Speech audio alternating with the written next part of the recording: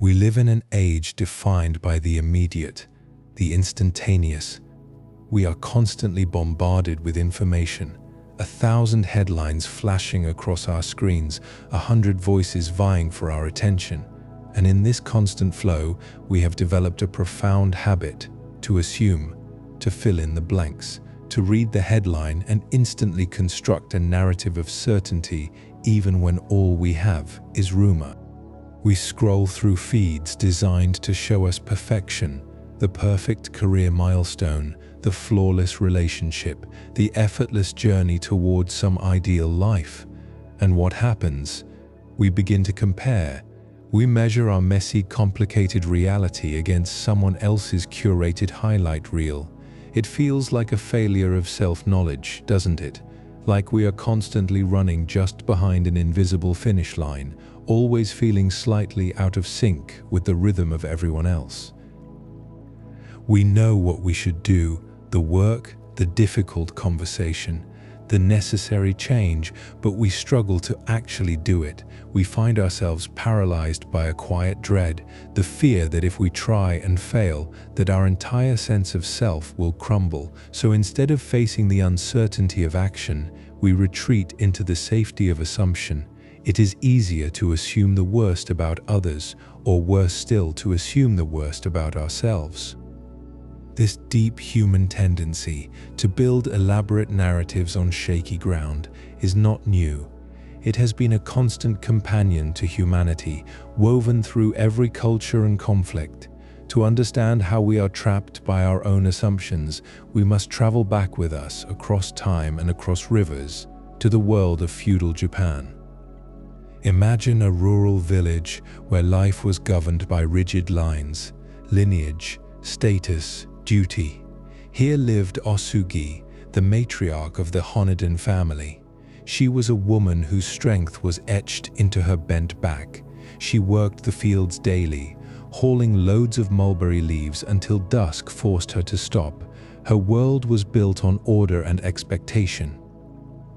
When news arrived, a boy's excited retelling of seeing someone at a festival, Osugi did not process it with gentle curiosity. She processed it through the lens of what she already believed, that her son, Matahaki, was vital, irreplaceable, and currently missing. The moment the rumor surfaced, her entire emotional structure collapsed into suspicion. She began to assume, if this person, Takezo, had been seen at the festival, then her son must also be nearby. This assumption became a physical force. She abandoned her work, calling out hysterically for news that was not there. She demanded answers from people who could only offer silence. The conflict deepened when she encountered the Shimin family across the river, a parallel existence defined by their own pride and history. When they arrived at the gate, Osugi's first instinct was to assert her status, to enter through the back door. That was not merely inconvenient, it was degrading.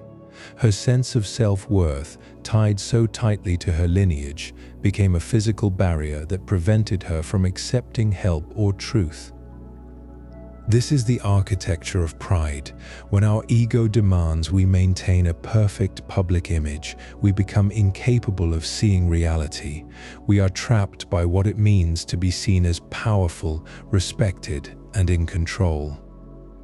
Meanwhile, there was Otsu, who represented quiet persistence.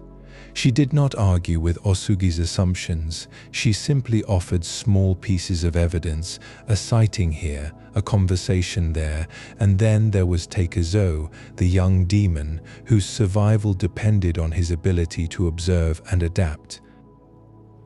Takezo's journey through the mountains is a masterclass in strategic detachment. He was running from suspicion, from accusations, from the very people who shared his village. Every villager saw him as an enemy. Every soldier viewed him as a fugitive. His identity had been reduced to a label, ruffian. But he refused to let that label define his actions. When cornered by soldiers and villagers, he did not fight with pure rage.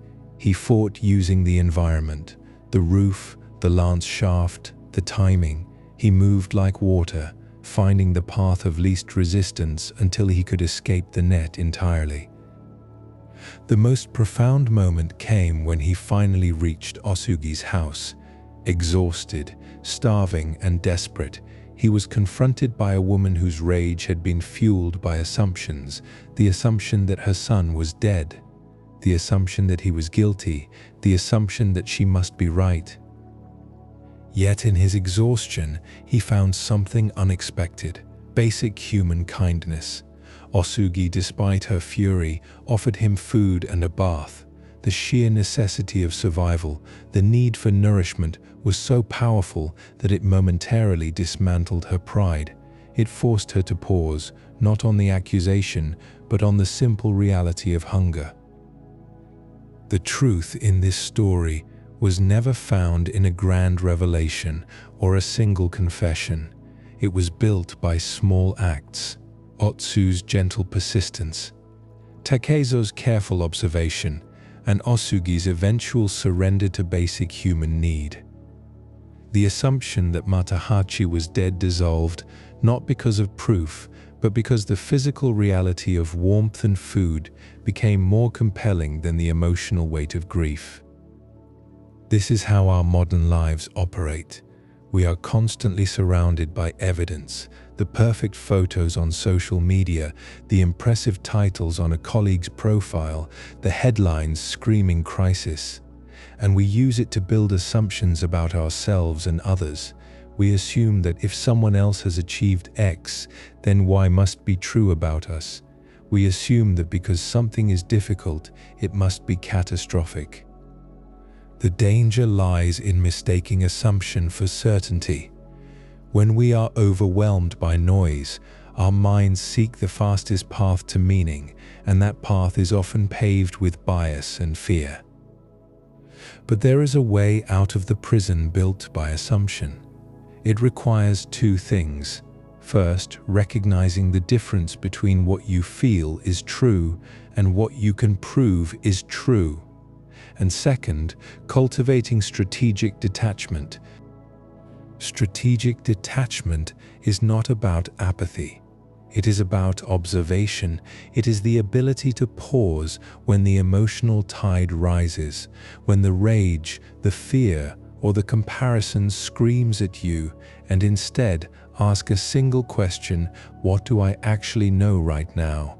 What evidence am I ignoring because it contradicts my narrative? It means accepting that your self-worth cannot be defined by your title, your family name, or even your most recent failure. It is inherent. It is the quiet, resilient core beneath all the labels. The journey back to clarity is not a sudden flash of light.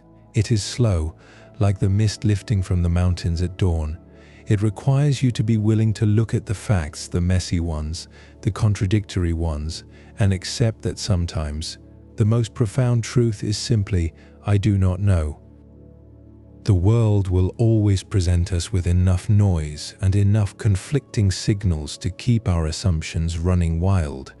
But now, when the pressure mounts, when the comparison hits, or when fear whispers a catastrophic what if, remember the silence of the mist-veiled mountains.